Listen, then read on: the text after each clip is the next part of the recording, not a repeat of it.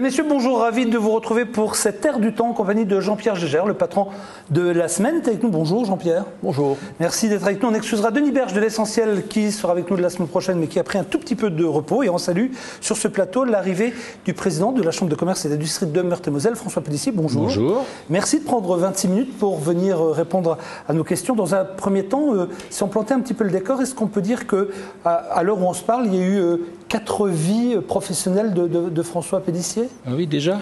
Ouais, ça fait beaucoup, ça. En regardant votre bio, c'est ce que j'ai vu, moi. Alors, et aujourd'hui, il y a Ecologia, mais il y a eu d'autres choses avant. Oui, il y a eu un petit peu la découverte du milieu des nouvelles technologies, au moment où ça a commencé à bouger dans le monde. Ensuite, les énergies renouvelables. Maintenant, la construction écologique. J'aime bien défricher. Oui.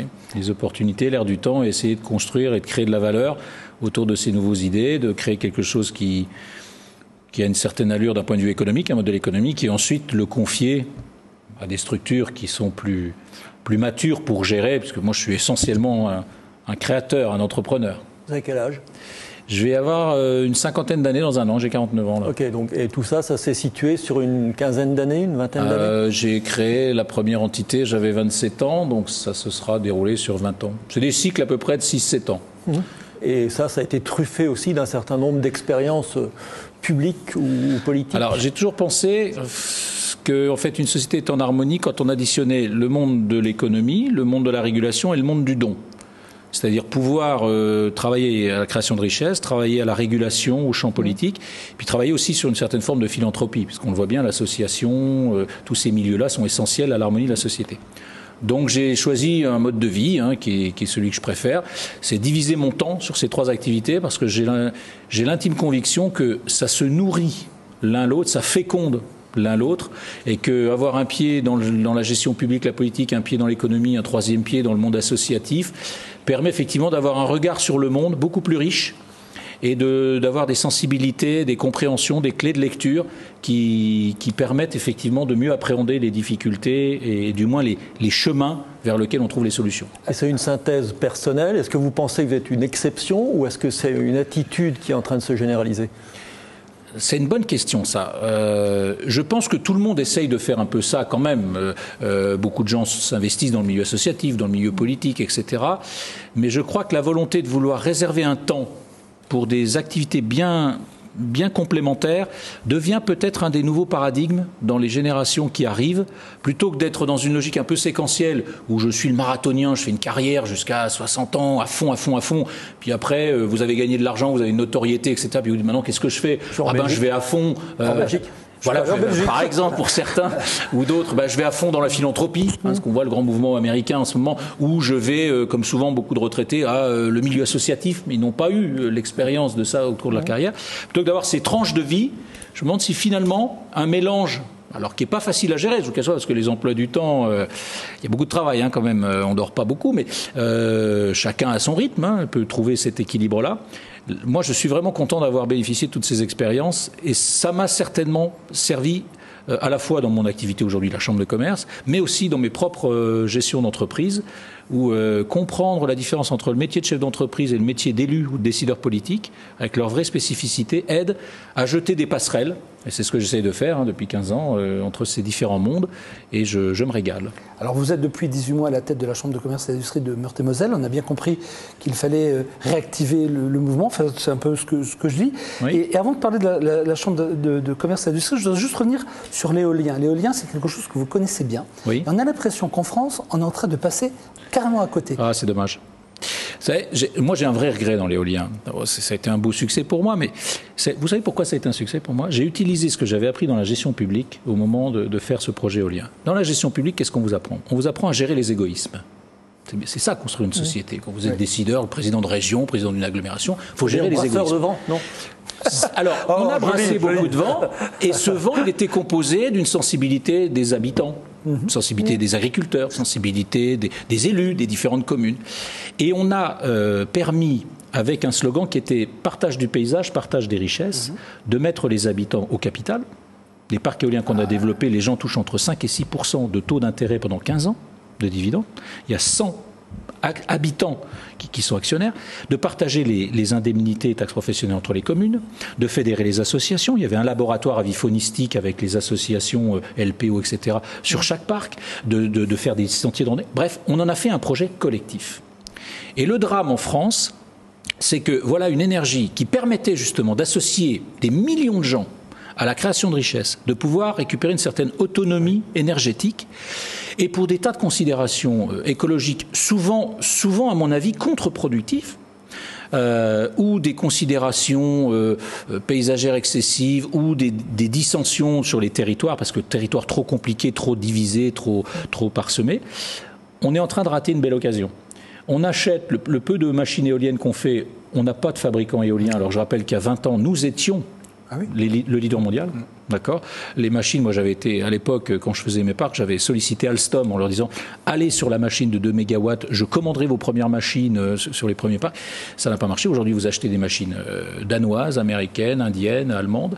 Et donc on a raté le pari industriel. On est en train de se faire prendre un peu de vitesse alors que des pays entiers aujourd'hui vont vers la Chine, hein. Mais la Chine, le Brésil, les autres pays européens, et atteignent des niveaux d'autonomie de l'ordre de 10, 15, 20% avec l'éolien. La France avait en plus un régime de vent intéressant parce que quand vous avez du vent d'ouest, il est souvent en complément avec le vent du sud, hein, avec le Mistral.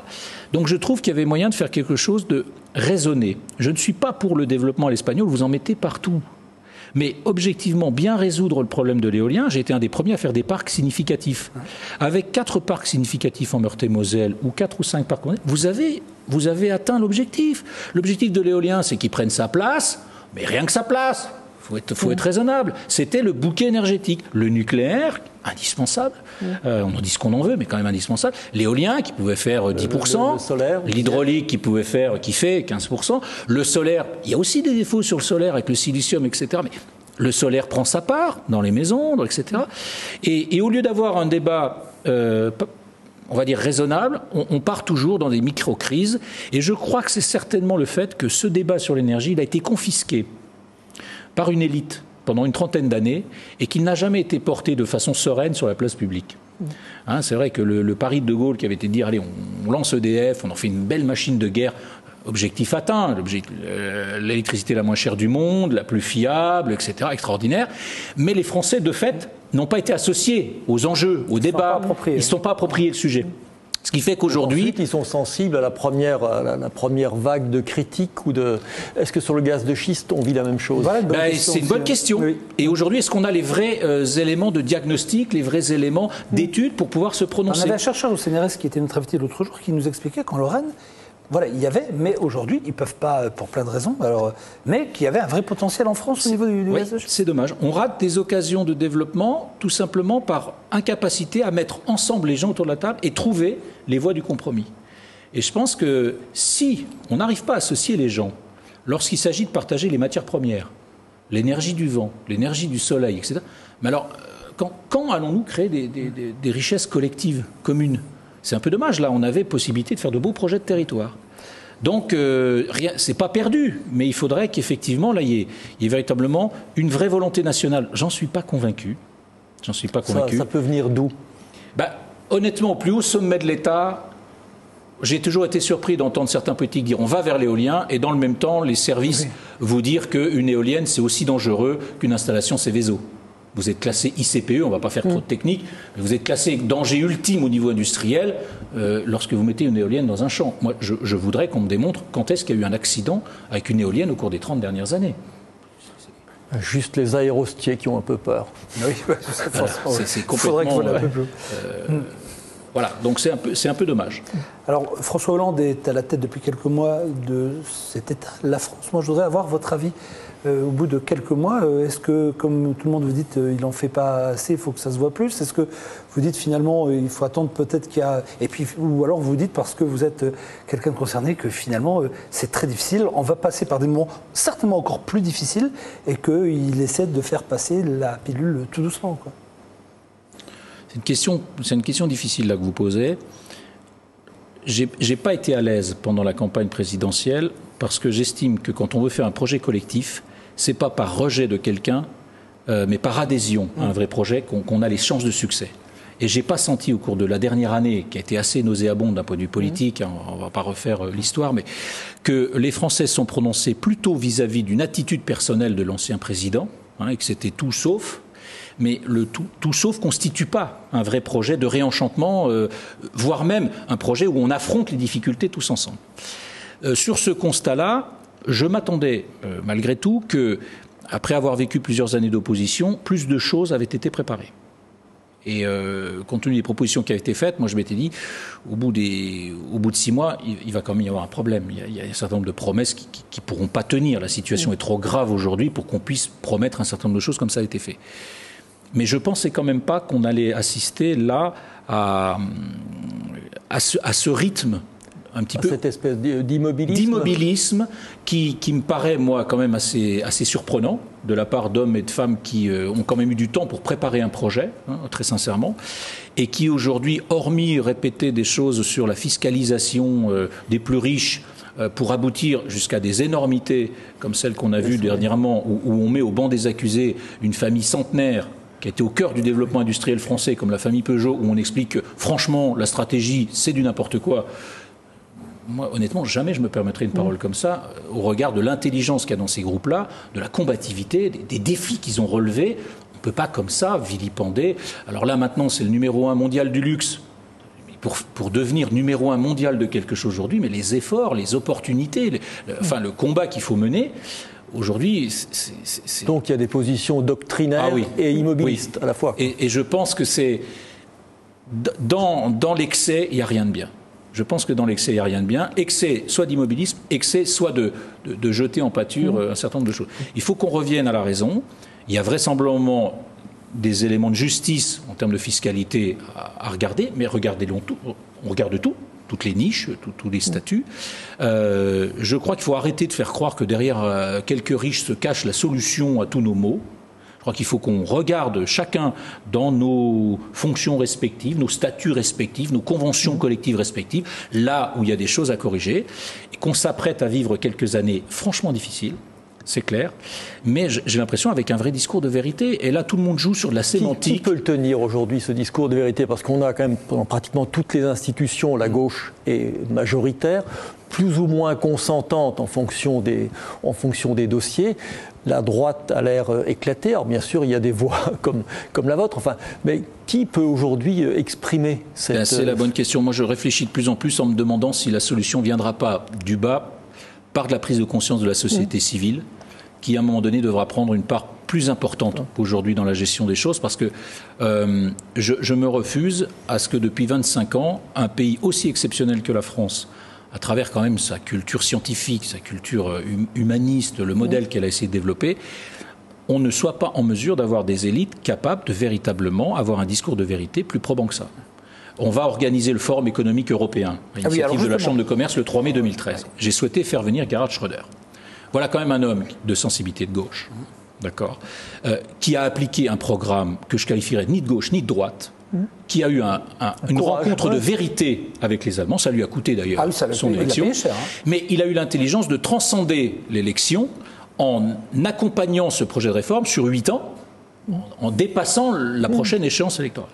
Et en ce sens-là, je rejoins les propos de Thierry Breton qui dit, mais vouloir faire croire aux Français qu'en 2 ans, on a réglé le problème, qu'on va remettre les indicateurs au jour du jour parce qu'on a une petite cure d'amaigrissement, j'y pense pas. Mais non, quand vous devez beaucoup d'argent à un créancier, la seule façon, c'est de lui dire, écoute, tu peux m'étaler un peu la confiture. La seule chose qu'on vous demande en face, je veux bien t'étaler la confiture, mais qu'est-ce que tu me donnes comme certitude, comme garantie que tu n'es pas en train de me berner? Donc je pense que vis-à-vis de ceux à qui on doit quand même beaucoup d'argent, c'est quand même nous qui l'avons emprunté cet argent pour dépenser pour avoir le train de vie qu'on a, il faudrait qu'on puisse au contraire redonner du temps. Moi je pense qu'on ne peut pas sortir de cette situation avant 8 à 10 ans, rééchelonner l'effort qu'on a à faire, mais l'inscrire cette fois dans le marbre, en revisitant tous les corps sociétaux, on va dire, les gens les plus aisés. Il y a quand même un Français sur 2 aujourd'hui qui ne paye pas d'impôts. Donc quand on dit on révolutionne la fiscalité, il y a quand même 35 millions de Français qui ne sont pas concernés. Donc ça ne peut pas coller. Il faut réviser l'ensemble du dispositif en se donnant 8 ans et en donnant de vraies garanties à l'Europe, à nos créanciers internationaux, pour envisager de repartir. Mais comment se donner du temps quand il y a chaque fois une autre échéance politique ? Parce que, et c'est ce que j'attends de la démonstration, par exemple, à ce forum du Premier ministre de la Lettonie ou des ministres canadiens qu'on a invités, puisqu'ils ont réussi à faire cette démonstration, même à travers l'Allemagne. On voit bien que quand même, on a deux logiques de temps à jouer. On a une logique de temps long pour recaler effectivement toute une organisation au niveau du pays. Puis on a une logique de temps court, où je pense qu'il y a certaines priorités qu'il faut afficher, il y a certaines coupes sombres qu'il faut assumer, et ça, on n'a pas 8 ans pour les faire. Il y a des modèles de réorganisation qu'il faut enclencher, on le sait bien dans le monde de l'entreprise, par moment, quand des gens, comme des groupes comme IBM, moi j'ai bien connu dans ma première carrière professionnelle, quand IBM a compris qu'il était mortel. Jusque-là, IBM était éternel. Ouais. Puis un jour, IBM s'est dit, je suis mortel, si je ne bouge. IBM a réussi à se réorganiser, mais je l'ai vu, moi, en quelques années, un géant qui faisait 400 000 collaborateurs dans le monde, a supprimé un tiers des effectifs, se réorganiser. Il est reparti et aujourd'hui il est le numéro 1 mondial de l'informatique. Donc je pense il ne faut pas avoir peur de cette phase de réorganisation complète. La seule chose, c'est qu'il faut qu'elle soit équitable et partagée. Et je crois que, et ça c'est ce que j'ai appris en politique et à travers les parcs éoliens, vous savez, quand je faisais venir 80 agriculteurs et que je projetais dans une salle ce que chaque agriculteur allait toucher en termes d'indemnité au niveau de chaque éolienne. Et que je disais, Pierre, tu as 2 éoliennes, mais tu vas faire comme si tu n'en auras qu'une et demie parce que ton voisin, il n'a rien. Donc on va donner un demi à ton voisin, etc. On obtenait des consensus dans des réunions publiques avec 100 agriculteurs. Je suis fils de paysan et je peux vous dire qu'obtenir un consensus avec des paysans, c'est pas gagné. On l'obtenait pourquoi ? Parce qu'on était transparent. Parce que chacun savait ce que l'autre gagnait, ce que l'autre allait perdre, etc. Et quel effort chacun apportait. Aujourd'hui, dans la société française, le problème, c'est qu'on ne sait pas. On ne sait pas qui a quel avantage caché, qui a quelle niche fiscale cachée, qui... Oui, tout le monde est suspect. Tout le monde est un peu suspect. Et je pense que tant qu'on ne fera pas... Alors, c'est facile de vilipender les riches, ou de vilipender les fonctionnaires, ou de vilipender telle catégorie de chômeurs, etc. Mais ça mène où ? Il faut regarder effectivement de façon claire en disant l'immigration ça pose tel problème, la fonction publique il faut qu'elle soit comme ça, dans les entreprises il y a peut-être des efforts à faire sur tel ou tel point, au niveau de la fiscalité pour les plus hauts revenus c'est vrai qu'il y a quand même des comportements qui sont quand même aberrants, la finance parlons-en mais cette fois prenons des vraies mesures, voilà, je crois que si on n'a pas cette maturité on va continuer dans cette espèce d'ambiance mi-mobile, mi-incantatoire. Oui, mais la fin peut être dangereuse si on ne bouge pas. C'est-à-dire qu'à un moment donné, les gens vont plus pouvoir payer, vont plus pouvoir manger. Et moi, je pense que si personne ne fait rien, on va vivre des jours très dangereux. Ce qui peut être terrible, c'est la jeunesse. Parce qu'aujourd'hui, la catégorie qui est au-dessus de 60 ans, à travers le système des retraites, le capital qu'elle a amassé, etc., elle s'en sortira. Elle va être un peu raccourcie au niveau de son train de vie. Certes, enfin, aujourd'hui, moi, j'ai été au Brésil cet été pour voir un petit peu ce qui se passait là-bas. Quand vous avez 30% de la jeunesse espagnole qui ne sait pas quoi faire, elle s'en va. Elle vient au Brésil. Elle quitte la vieille Europe. Quand vous offrez aucun espoir à la jeunesse, ça c'est une bombe à retardement. C'est pas possible. Demain, les chefs d'entreprise vont partir en retraite. La fonction publique va perdre de très bons éléments. Toute la catégorie des gens qui ont 60 ans aujourd'hui, qui est aux manettes, des vrais professionnels, qui ont vécu des années où il fallait travailler, responsabilité. Aujourd'hui, vous avez des paradigmes complètement nouveaux et une espèce de mur qu'on offre à la jeunesse. C'est tout simplement pas possible. Et si on reste dans ces égoïsmes catégoriels, moi je pense qu'on a beaucoup d'inquiétudes à se faire. Donc il faut qu'on ait une certaine forme de courage. Mais en plus, je pense que les Français l'attendent, ça. Alors, mais pourquoi les politiques ne le font pas ? On va prendre un exemple, le non-cumul des mandats. Oui. Tout le monde est d'accord à un moment donné pour dire oui, effectivement, enfin, je parle de François Hollande. Et aujourd'hui, il n'y arrive pas parce qu'il y a déjà division au sein de la même majorité pour dire non, moi ça ne me concerne pas, moi je suis ici. Mais est-ce que ce non-cumul des mandats est une bonne ou une mauvaise chose finalement pour vous ? Sur le sujet, moi je pense qu'elle était bonne.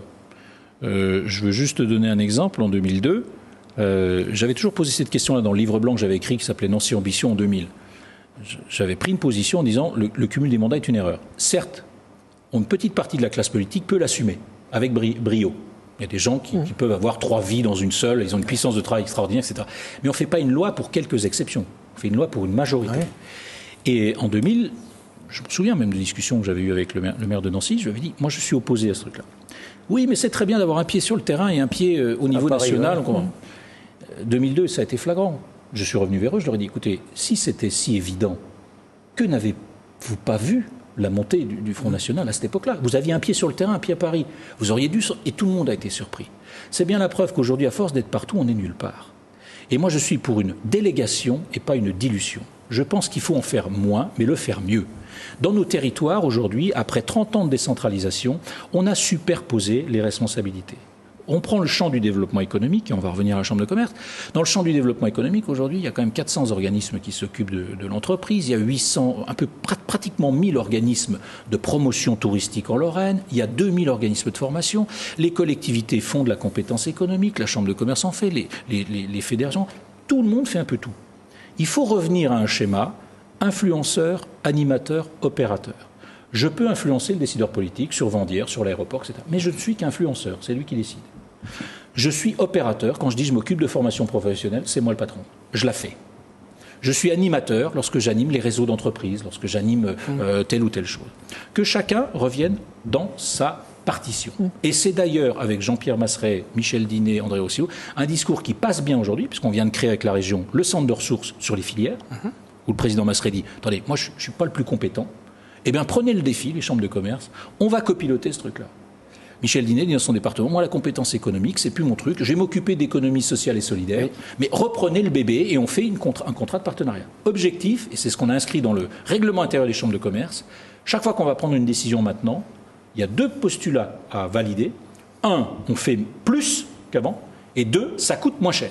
Si on ne répond pas à ces 2 règles-là, on ne peut pas voter une nouvelle décision, un amendement ou une évolution de notre organisation. Mais concrètement, ce que vous venez de dire là est très séduisant, mais est-ce qu'en 18 mois, quelque chose a changé à la Chambre de commerce ou bien à la mise en place de la Chambre de commerce régionale?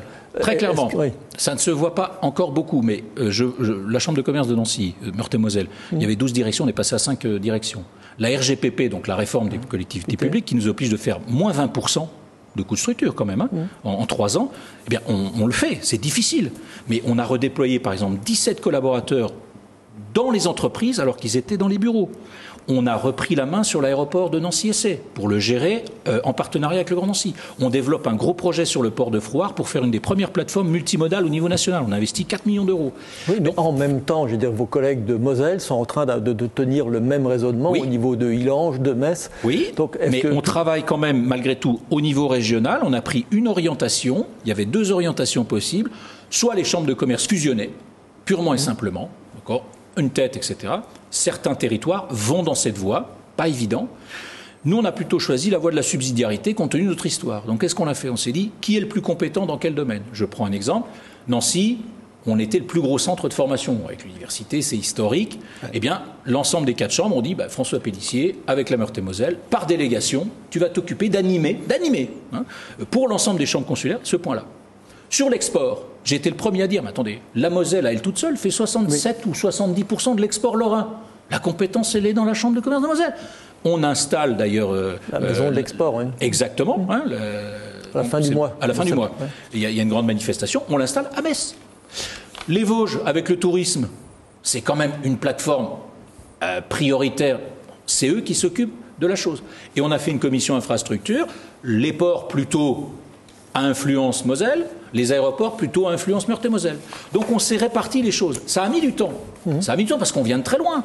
On vient de très loin dans cette en même temps, il y a une urgence pour Frouard, parce que si vous ne le faites pas, dans 10 ans, normalement... Alors, en 2018, il y a la remise en jeu de la délégation, mais pour tous les ports de la Moselle. Ah oui, donc là, on travaille, on a convaincu Jean-Pierre Masseret et on travaille beaucoup avec VNF en disant, il faut qu'on monte une structure partenariale, les chambres consulaires, la région et VNF, pour faire le moment venu une vraie proposition. Pourquoi? Je me bats pour que les décideurs locaux gardent la main sur les grandes infrastructures. Aujourd'hui, vous êtes décideur politique.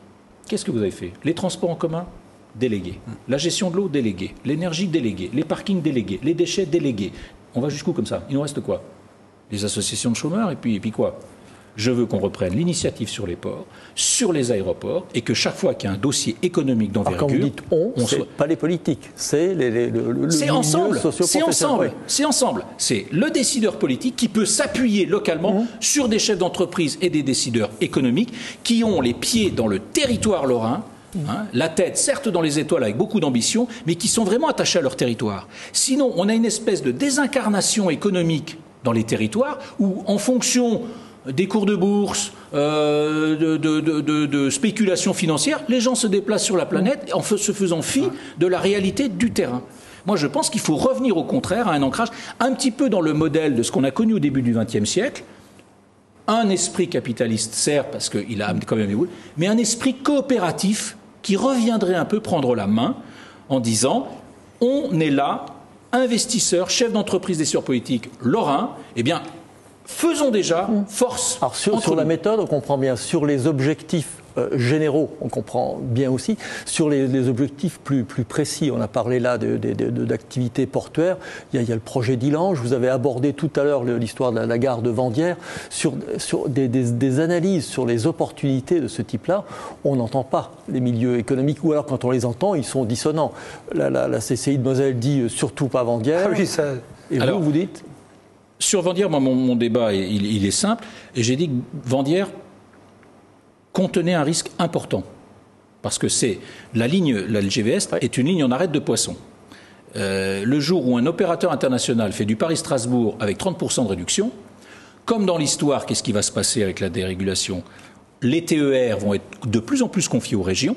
Les régions vont être quand même lourdement chargées avec tout le système ferroviaire de distribution locale, on va dire, hein. Comment il va faire le voyageur? Si on lui propose 30% de remise à Vandières, il ira le prendre à Vandières, mais par le TER. Ouais. Et l'opérateur qui fait Nancy-Paris 12 fois par jour ou Paris-Metz 12 fois par jour, il va peut-être dire moi je ne fais plus Cuiram. Les Lorrains, ils vont le prendre à Vandières. Donc pour moi, il y a un vrai risque. Le vrai danger. Maintenant, je suis républicain. Il y a des conseils généraux en pleine légitimité qui ont pris la décision. Il y a un conseil régional en pleine légitimité qui a pris cette décision. Donc, en pleine légitimité, bon, on sait bien aussi qu'à un moment donné, quand le conseil régional a pris cette décision, c'était pour dire oui à ce à quoi on disait non. Là, on voit bien qu'il y a une espèce de jeu politique. Oui, il y a un jeu, mais il y a bien une décision d'un exécutif qui dit non. Il y a bien un exécutif global qui a pris la décision. Oui, mais si c'est pour faire une connerie ici, en termes d'analyse, on se dit on va dans le mur dans cette histoire-là, on va mettre entre 100 et pratiquement 300 millions d'euros compte tenu de la nécessité. Moi, j'avais écrit au président de la région en disant il y a plusieurs conditions qui font qu'on peut limiter ce risque. En disant il faut que l'opérateur s'engage pendant 25 ans à ne pas changer les dessertes qui existent aujourd'hui. Qui aura la propriété de Vandières? Puisque Vandières-Louvigny, il y a un vrai territoire à composer là, d'accord? Il y a des conditions. Aujourd'hui, si ces conditions ne sont pas remplies, si la région Lorraine n'a pas l'argent à mettre, honnêtement, je ne vais pas pousser à ce qu'on fasse Vandières. Parce que mettre 150 millions, 200 millions, mais j'ai le même avis sur Ulcos. Ulcos, aujourd'hui, pour moi, c'est beaucoup d'argent, d'accord, avec un effet de création de valeur ou de richesse en termes d'emploi qui est faible. Donc je crois qu'il y a des sujets où il faut qu'on les regarde maintenant avec une capacité réelle de développement pour la Lorraine, de richesse, d'emploi et de développement. On est là dans le projet d'Illange, vous en pensez quoi? Alors quand vous dites le projet d'Illange... Le centre d'affaires sino-européen. Je ne peux pas me prononcer parce que c'est un sujet sur lequel j'ai pas plus d'informations que ce qui circule dans la presse. Donc je pense que comme tout projet, il y a toujours une part de danger et il y a toujours une part d'opportunité. Donc comment est-ce que les décideurs locaux, on va s'approprier ce projet? Quelles sont les mesures d'accompagnement qu'il faut faire aujourd'hui? Parce que l'impact sur le tissu local, il risque d'être très important. Ouais. D'accord. Maintenant, ça peut aussi faire une plateforme européenne de premier plan. Je ne sais pas aujourd'hui.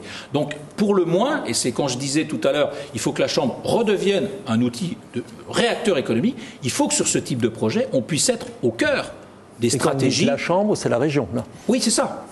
Oui, parce qu'à moyen terme, voilà, la Chambre régionale qui ensuite s'organise en interne pour dire c'est un tel et un tel qui s'occupe du dossier, mais qu'on puisse effectivement peser tout notre poids sur des gros dossiers comme celui-là. Il y a le dossier de l'aéroport de Mirecourt, il y a le dossier, il y a un certain nombre de dossiers comme ça. Je vais devoir vous arrêter parce qu'on a déjà dépassé 2 minutes de temps, mais c'est pas grave. Moi, j'aurais juste encore 2 questions à vous poser. Si vous pouviez juste nous dire ce que vous ferez en 2014. Oula, c'est un tiers loisir, un tiers de boulot, un tiers voilà. Voilà. Ouais, mais enfin, il y a aussi des élections municipales en 2014. Même à Nancy. Et surtout à Nancy Non, je ne sais pas trop quoi vous répondre pour l'instant. Nous, on aimerait bien avoir une réponse parce que tout le monde... Enfin, en off, comme on dit dans ce milieu-là, on dit bien... Voilà, on verrait bien François Pélissier aller à la mairie de Nancy. Oui, mais alors si vous saviez tout ce qu'on entend... Oui, mais c'est pour ça qu'on vous demande directement à vous, devant nos amis téléspectateurs, ce que vous allez faire en 2014. J'ai une mission pour l'instant à... Ah non, ne devenez pas politique, François, ne devenez pas politique. Non, j'ai aucune décision, c'est un scénario sur lequel je n'ai pas encore réfléchi du tout. Très sincèrement, je suis le nez les dans... gens disent très sincèrement, c'est... Ça veut dire on y va. Vous y pensez quand même? hein? Non, même. Non. Bah, tout le monde en parle, donc effectivement, Ouais. forcément, on s'intéresse à la chose. Mais c'est compliqué. Hein. C'est une vraie responsabilité. Il y a des gens qui sont là. Non, je pense que ça ne se pose pas comme ça, la question. Alors, comment voulez-vous que je la pose? Eh bien, je pense que pour réussir un territoire demain, là vous me parlez du territoire du Grand Nancy, il faut un maire à la ville de Nancy, il faut un président au Grand Nancy, il faut 2 députés, il faut un député européen, il faut des sénateurs. C'est un collectif. Je crois que l'erreur aujourd'hui est justement de penser qu'il y a un homme providentiel qui est caché quelque part et qui va régler tous les problèmes. On le voit bien au fur et à mesure des élections présidentielles, à chaque fois on est déçu. Non, je pense qu'il y a un vrai collectif. Il faut construire des équipes. Le temps n'est plus à l'homme providentiel qui fait, soit dans la durée, soit dans le cumul des fonctions, des choses extraordinaires. Moi, je pense que le monde est trop compliqué aujourd'hui. Il y a trop de choses à gérer au quotidien. Le diable se cache dans les détails pour qu'on réfléchisse équipe. Chaque fois qu'on réfléchira équipe, moi, je suis là. La Chambre de commerce, j'ai monté un collectif avec 250 chefs d'entreprise. C'est ce qui a fait qu'on a été élus. Quand je faisais de l'éolien, quand je faisais même Nancy Ambition, on a fait du collectif. Si on fait du collectif, moi, je veux bien prendre ma part dans l'aventure. Mais il faut qu'il y ait un collectif. Moi, dire je fais ci, je fais ça n'a aucun intérêt. Et dernière question, si vous me permettez, Jean-Pierre. Dites-moi juste pourquoi, à un moment donné, dans votre vie, vous avez dit « Maintenant, je vais à Saint-Jacques-de-Compostelle ». C'est un pari que je voulais faire. Ça fait quand même 20 ans que je travaille beaucoup sur toutes ces logiques de savoir-être, de sens, de vérité, etc. Et il m'a semblé qu'avoir une rencontre avec soi-même, déjà pour aller dire merci. Bon, moi, je suis de foi chrétienne, hein, donc ça, je ne vais pas le cacher. Un périple comme ça de 2 mois, simplement avec son sac à dos, 2 t-shirts, seul sur les chemins, pour se rencontrer avec soi, dire merci pour la providence et pour toutes les grâces qu'on reçoit, et essayer de redonner de la valeur, du sens, parce que c'est bien beau d'être un peu dans plusieurs expériences, mais ça sous-tend quoi? Et quel projet politique, au sens large du terme, on peut porter? Et j'ai rencontré l'Humanité en marche. Et c'était passionnant de voir des dizaines de personnes où on ne présente pas sa carte de visite, où on laisse tomber le masque, hein, la fonction, le salaire, les réussites, on s'en moque. On voit des âmes rayonnantes, des âmes perdues, des âmes effrayées, des âmes meurtries par la vie. Et c'est cette communion humaine en marche, en recherche d'un idéal, qui vous secoue beaucoup parce que je crois qu'aujourd'hui, le vrai mot-clé, ça va être espérance, réenchantement, transcendance. Il faut qu'on se dépasse pour construire un projet de société. 3 milliards d'êtres humains qui vont arriver en plus sur cette planète. Pour faire quoi? Pour aller où? Pour partager quoi? Qu'est-ce qu'on fait tous ensemble? Et je pense que là, quand on veut assumer un certain nombre de responsabilités, vous parliez tout à l'heure de responsabilité politique, je pense qu'il faut déjà savoir qui on est, fondamentalement, et quel projet politique on peut porter de l'intérieur avant d'essayer d'aller sur des estrades attirer les Pendant que vous avez évoqué Saint-Jacques-de-Compostelle, je précise à nos invités spectateurs que les images que vous voyez derrière François Pélissier, c'était l'avenue du Pape à Saint-Jacques-de-Compostelle. C'était en 2010, il me semble bien que le Pape était venu à ce moment-là. C'est les images que vous avez pu découvrir derrière vous, parce que lorsque l'on papote comme ça et lorsqu'on échange des idées, derrière vous, il y a des illustrations. Et je voulais expliquer ce que on a vu des éoliennes et le Pape.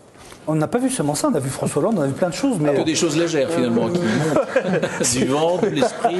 Finalement, c'est un peu nature et spiritualité. C'est votre bouquin préféré de Jean-Marie Pelt, non? Oui. Ah, voilà. Très beau livre. Alors là, je le conseille vraiment à beaucoup de monde. Toutes les civilisations, toutes les cultures, à travers la recherche d'une forme de spiritualité.